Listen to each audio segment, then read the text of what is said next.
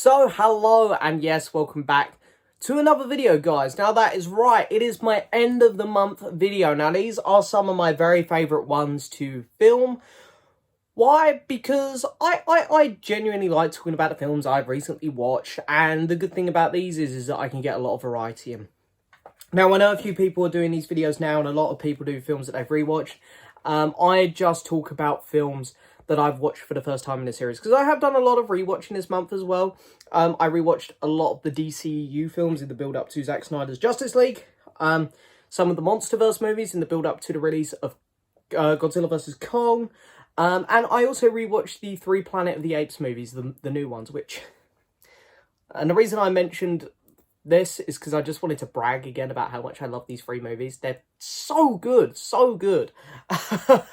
So yeah, but anyway, nevertheless, let's get started now with the films which I did watch for the first time. So the first one up is a bit of an interesting one because I have seen a different version of this movie before. No, it's not Justice League. It is Alien 3. That's right, the David Fincher film. This is the assembly cut. This is the one that came out in the early 2000s. I don't believe David Fincher had actually anything to do with this movie. But there are some significant changes. There's a couple characters which get more screen time than they did before. They felt a lot of characters felt a lot more well-rounded in this movie. And I much prefer the alien stuff, like where the alien was born and stuff, where it comes out of. I found it a lot better. There's a lot of interesting things about this film. The thing is, I don't want to go too much into this movie because I've spoken about Alien 3 many times on my channel now. Does this improve upon the original film? That's the thing. That's what these new cuts are all about for me. You know, obviously Justice League, which just come out, which we're going to talk about in a bit. That was, of course, wanted so much to improve upon the original theatrical cut. Does this improve upon the original theatrical cut for Alien 3? Yes. Does it do it in a big way? No. But I'd much rather watch this version now. I'm going to give Alien 3 a 7 out of 10. Next up, we've got the film I Care A Lot. Now, I Care A Lot is one that went straight to Amazon Prime. It's one which I sort of went under the radar for me. I saw the poster, I saw the trailer, I'm like, nah. I don't really care about this movie, but I had a free afternoon, I watched it. And this film surprised the hell out of me. This is the best performance I've seen from Rosamund Pike since Gone Girl. The other actress in it, whose name I don't know off the top of my head, but she was actually in the new Godzilla vs. Kong movie. She was really good in it, because I've never found her to be a great actress, but she was actually really good in this. This is the best performance I've seen her give. And Peter Dinklage was fantastic, because everything I've seen him in outside of Game of Thrones has never been great. This film, I found the plot really interesting. I found the score good. Some of the cinematography was really interesting. But I think the thing I loved about this movie was the pacing. This film really kept it going well. And for a plot which I didn't think was going to be too interesting, it really dived into the plot really well and gave a lot of depth to it and kept it exciting and interesting and fresh. I Care A Lot was a surprisingly really, really entertaining film.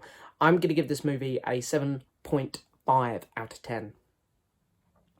Then we've got With Now and I, which is an Arrow Blu-ray which was sent to me. It's right here, actually. This is an interesting movie. It's British, 80s British movie starring Paul McGann and Richard E. Grant, 2 actors who I love. They're both great actors. I've actually met Paul McGann. He's a really nice bloke. And, of course, Richard E. Grant is just such a fantastic actor. He really is. He's such a great actor. I love him in everything he's done, other than maybe Rise of Skywalker, except film's a steaming pile of shit. But anyway, this film, I think the humour, it's not really my humour, even though I love British humour. British humour is all being British, obviously. But yeah, I didn't think the humour was great for me in this movie. I found it a bit stale at times. Some of the jokes didn't land. I found the plot almost a little bit over the top sometimes, even though it was trying to take itself seriously. But some of the jokes were really funny, and I like the feel of this movie. Very, very countryside British, you know, let's get drunk and high kind of stuff. So it adds some good moments to it. I thought this film was decent, but I didn't love it. I'm going to give it a 6.5 out of 10. Then I watched Earwig. Oh no, sorry. Oh no, I've skipped here a lot. I watched The Curious Case of Benjamin Button, another David Fincher movie. Trying to get through all these films. This is the only one I watched this month, other than Alien 3, if you want to count that. a lot of people will warn me that this was one of his weak ones, but I actually had a really good time with it. I found the runtime was the off-putting thing about it, but the film did a good job at moving well, and the runtime didn't hurt the movie as much as I thought it would. Brad Pitt gives an incredible performance, as does Cate Blanchett. Maybe the best performance I've seen from her. Yeah, alongside Carol, actually. She's great in that movie. But yeah, this film, very interesting. I've never been huge on the idea of this movie. You know, someone aging backwards, I'm not really sure if I found that too interesting ever. But I actually did find it thoroughly gripping, thoroughly entertaining. I love the costumes and the sets in this movie. They're fantastic. Also had to keep changing a lot throughout the movie. The score was really good. Some of the cinematography was great.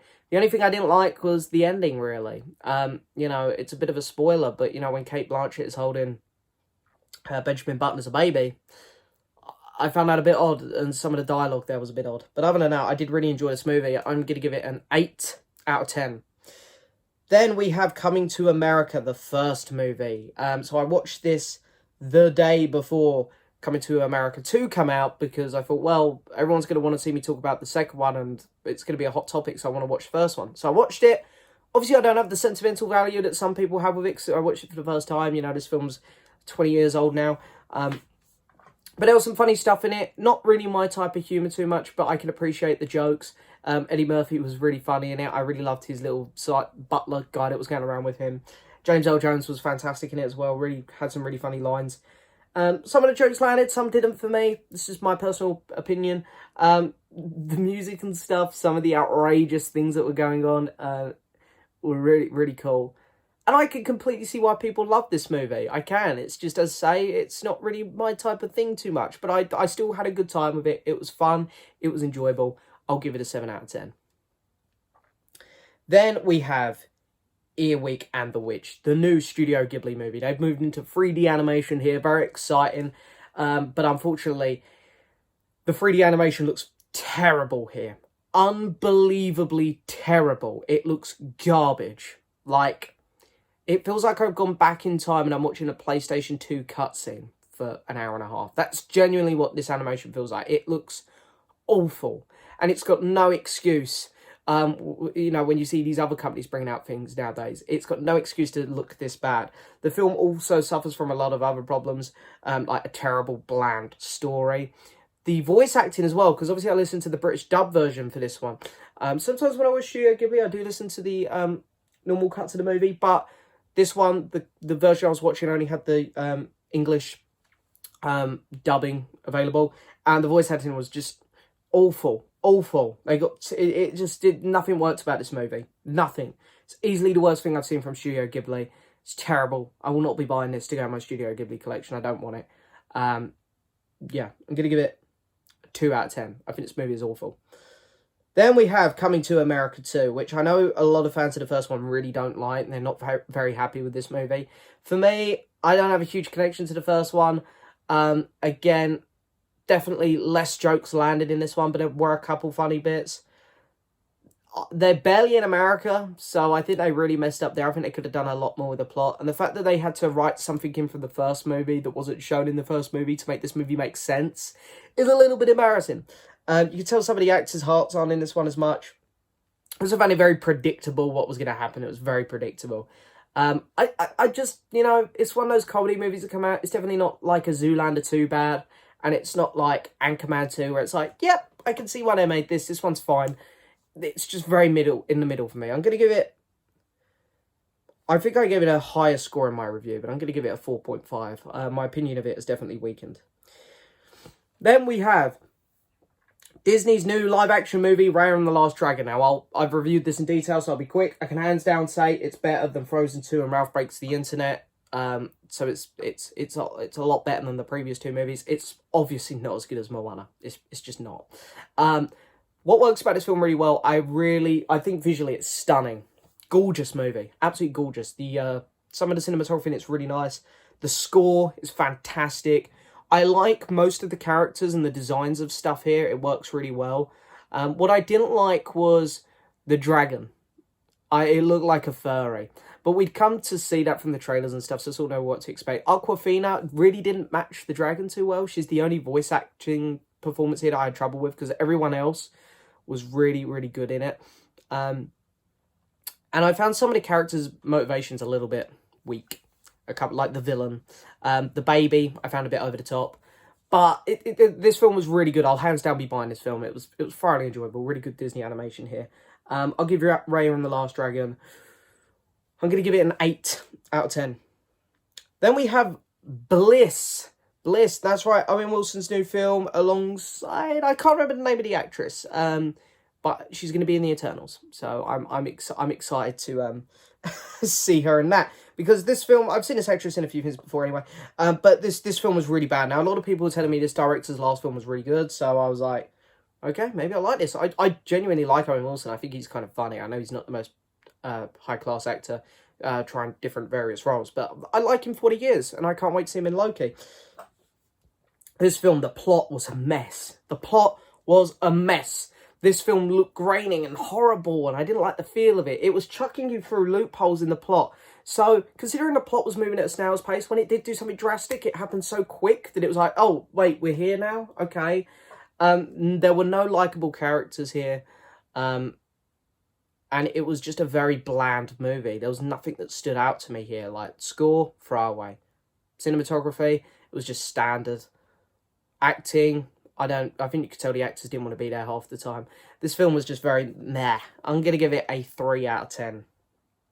Then we've got Gamera 3, Revenge of Iris.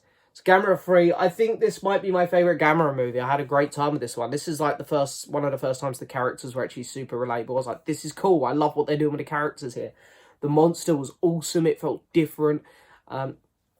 The action sequences were really, really fun. Really fun. And I think visually, it's the best one. Gamera looked incredible in this. Gamera 3, I can't believe it. We're nearly done. We've only got one more Gamera film to talk about, which will be in this video, obviously. Gamera 3, I'm going to give a 7 out of 10 to. Then we got the film, Them. That's right, number 1 on the HMV Premium Collection. I wanted to watch it because of that. I was like, oh, that's the first one. Let's watch it. Classic old monster movie. And you know what? It was pretty good. I have some problems with it. There are again, massive pacing issues. I found that, actually, because I know that the original poster is the cover of the HMV Premium, it's very misleading. You think these giant ants are going to be walking around the city, and they're really not. There's not that many deaths in it. The ants also seem to go down pretty easy once they figured it out, so... yeah. Now I get this film's old. It's from 1954. But for what it was good. It was good, but I actually expected it to be a bit better than what it was. But Them, I will give a 6.5 out of 10 to. Then we have Little Shop of Horrors, which was so kindly sent to me by the wonderful Mr. Alex Pitt. He knows that this is a HMV Premium I've been meaning to pick up for a long time, and I had an amazing time with this one. So this one here was directed by... I'm going to have to pull it down because it's going to bug me. Does it say on the cover? No. Oh, come on, tell me who it was directed by. I know his name. Frank Oz. I didn't see it on the back. I actually just finally got that. Of course, the voice of Miss Piggy and Yoda. And he does such a good job in this one. I think he even voices the big plant. I could be wrong. I think he does. But the animatronics on the plant was so impressive and so jaw-dropping.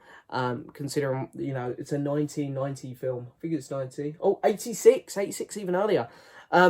It was so incredible how they done that. It looked fantastic. The music as well. I love musicals. I love cheesy musicals. This was just that. It was really, really fun. I loved the story of it. I thought it was really fun and kept me entertained. Yeah, I just genuinely, it was a feel-good, cheesy 80s movie, which I had a really good time with. And if you're a HMV Premium collector, this would probably be in my top 10 HMV Premiums I've watched now. It's a really, really great movie. I'm going to give it 7.5 out of 10. Then we have Cherry. Now, Cherry, I've talked about this film. This, of course, is the Russo brothers' new film starring Mr. Tom Holland. So you think this is going to be great. Tom Holland, fantastic actor. Russo brothers, fantastic directors. This film's a mess. Now, I want to say Tom Holland and the rest of the cast, the actress in it who's with Tom Holland, I don't know her name off the top of my head, but those two give incredible performances and they carry this movie. Outside of that, the Russo brothers, it's almost like they tried something new, something vastly different from the other thing they just tried every 10 minutes in the movie, and the film feels like it's directed by like many different people throughout the film, and it feels very sloppy and very messy like that. There are serious pacing issues with this movie. It's too long. It hands down could have been cut down. And yeah, I think that's honestly all I have to say on it. I have done an in-depth review. It's a messy movie. It's very middle of the road. I'll be a bit kind. I'll give it a 5.5. Then we have Gamera the Brave, the final one. Now, some people say this is the weakest in the Heisei era. I think that's how you say it. Heisei era. And I agree, there's some real problems with this movie. I don't like the way Gamera looks. The build-up to getting to Gamera was so long. The kids, again, we've gone back to annoying kids, which I thought we'd escaped, which were, you know, the Showa era definitely had a lot of annoying kids in the movies. But yeah, we sort of go back there in this one, which is a bit of a shame. The movie gets really good at the end, when Gamera fights monsters again, but the design of Gamera is baffling. Like, it looks so much better in the third one, and I'm so confused because they acknowledged the third Gamera movie, but this is a different Gamera, I think. I'm not entirely sure. They didn't really explain it. It's a weird movie. I didn't dislike it. It still entertained me. It's strange decisions in this one. I'll give it a 6 out of 10. Then I watched for the first time ever Dirty Dancing. I've always wanted to watch this movie. It seems like my kind of thing, just some cheesy 80s musical nonsense. And it was, you know, all the actors had done a good job in it. The music was fun. The music, the dancing scenes were, I mean, it's in the title, Dirty Dancing, but I couldn't believe how dirty that it was. It's like, oh my god, everyone on this dance floor is so horny. But yeah, it was fun. You know, it was what I expected. It's a thing of its time. It's not a great movie. It's not a bad movie. It is what it is. It's taken from a time long ago, and it's a statement of its era. That's what it is. And if you take it for that, you can have a fun time with it, which I did. So yeah, I'll give Dirty Dancing a. I'll give it a 6.5, 7. What am I going to go with? I'll go 7. I'll be kind. It was entertaining. Then we have Old Boy, of course, which I also have a lovely arrow for here. Wow, what a movie. So I did not watch this one dubbed. I watched it with subtitles. But this movie was fantastic. Like, really, really great. A lot of people have been telling me this is the best foreign film they'd seen. Would I say it's mine? Not quite, but it's definitely top 3. Really, really great. But yeah, this film has so much going for it. The action is incredible. Like, it's so gory and brutal. I love it. The acting's fantastic. There's a plot twist that happens in it, which is just really caught me off guard. I had a really my jaw was like, nah, really? So there was loads of really cool bits like that. And yeah, I can see why everyone brags about this movie. It really was fantastic. Also, the score in it was just fantastic. I'm going to give Old Boy an 8 out of 10. Then we have Zack Snyder's Justice League. I'm going to just have a quick drink in preparation for this one. I'm going to have to bite my words here. I mean, I think people know my opinion of it by now anyway. Yep, I was surprised. I liked it. You know what? It went about. I don't understand why people don't like this. Most people who don't like this haven't really given any very good reasons. Because I can get that the runtime, it's still too long. It could have been cut down by half an hour. But other than that, the film done exactly what everyone wanted it to do. It improved on the horrible 2017 version. It gave us depth and backstory to these characters. The villain had a purpose. There were more stakes. You understood what was going on. Things were explained. All the characters were actually good, other than maybe the Flash. Darkseid was just awesome. Steppenwolf looked cool. The end fight was pretty damn badass. I say there are problems. It's half an hour too long. The future scenes with Joker were horrible. The Flash was still annoying. There are problems with it, but it's a good movie. I'm going to give it a 7 out of 10. Yeah, I enjoyed it. Yesterday, very forgettable Netflix movie. I don't really have much to say on this. It was cringy. And just, yeah, cringe. That's all I've got to say on it. Cringe. 4 out of 10. Judas and the Black Messiah. Yep, when the Oscar nominations come out, there was a lot of Oscar buzz. I wanted to watch this and a couple others, so I watched this one. This film was great. Very important messages here, of course. The lead actor in it, whose name is escaping me off the top of my head, but he gave a fantastic performance. Incredible. The plot to this film is just so fantastic. Some of the cinematography was gorgeous. The script was incredible. yeah, it was just, it was perfectly paced. I just found this film so engaging. It was really good. I'm going to give it an 8.5 out of 10. Then we got Sound of Metal, which was even better. Maybe now my favourite one that I'm rooting for to win Best Picture out of the ones I've seen. All the performances in this movie were absolutely fantastic, out of this world incredible. I found the sound in this movie, the sound mixing, obviously fantastic. They had a lot of work to do here because I'm dealing with a guy who had no hearing. But what they done was just fantastic. And yeah, there was just so much interesting stuff they done in this movie with all of that. The score was incredible. The plot, where it ended up, I found just so engaging, so mesmerizing. Yeah, it genuinely was a super fantastic film. I really had a fantastic time with it. I'm gonna give it an 8.5 out of 10. Then we have Robocop. So yeah, I want to give a shout out to Movie Worm here, Mr. Jordan, who encouraged me to watch this one. Not encouraged me, like single me out said, you've got to watch this. But hearing him talk about this movie got me excited. Thinking, I've got to watch this movie. This guy loves it. Robocop, I got the Arrow box set. Classic 80s movie, of course. Never seen it before. Finally watched it. My only experience with Robocop was the newer remake with Sam Jackson, which was horrible. Jordan, you'll be pleased to know I really enjoyed it. I thought the story was great. The effects were fantastic for its time. I thought Robocop himself looked so badass. The music was cheesy, but I loved it. I didn't realise how gory or how outrageous some of the language would be in it, so that kind of caught me off guard, but I liked that about it. It was good.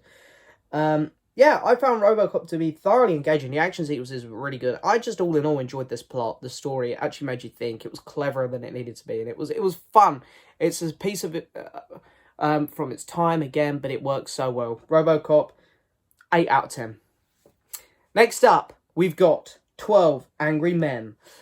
So I'm very lucky to have the Criterion Blu-ray of this. So really wanted to watch this. Wanted to get in some of my Criterions that I haven't watched. 12 Angry Men. Of course, it's a 50s movie. Star-studded cast from the time. And it's one location. One location films I know some people really struggle with. I love it because I think it gives a lot of room for the script to have fun. And the actors to play about a bit more. I think it works really well in some cases. And this film was incredible. You know, the script was fantastic. Of course, it being a court case, one person's trying to convince someone of something, and the other's trying to convince them of something else. And you genuinely end up taking sides. You get fully invested in this debate, which is why it works so well. There's some things that, you know, there's some characters which are a bit over the top, but I think they're meant to be. There was a shot as well where someone was like, all right, follow me. I'm going to walk around the room. They walked around the room, and you could see, like, the shadow of the camera and stuff. So it was a bit like, could have probably just changed the lighting a bit and redone that. But anyway, I'm nitpicking because I really did love the movie. I thought it really was fantastic. 12 Angry Men, one of the best scripts ever, and some incredible acting in it. I'm going to give this movie an 8.5 out of 10. Certain Women, another Criterion I watched. This movie wasn't very good. No, I didn't find the plot that engaging. All of the actors are really trying their best here, but it was just you were jumping from little story to little story to little story to little story, and there were some that were interesting, some that weren't. Yeah, honestly, I really just don't have much to say on this movie. There wasn't much that engaged me, to be honest with it. It was just very meh, and it's one which I will just not be revisiting. Certain Women, I'll give it a 5 out of 10. There were things that were good about it. I did like the cinematography, for example, and the score was okay, but yeah. Made in Italy, another Amazon Prime original.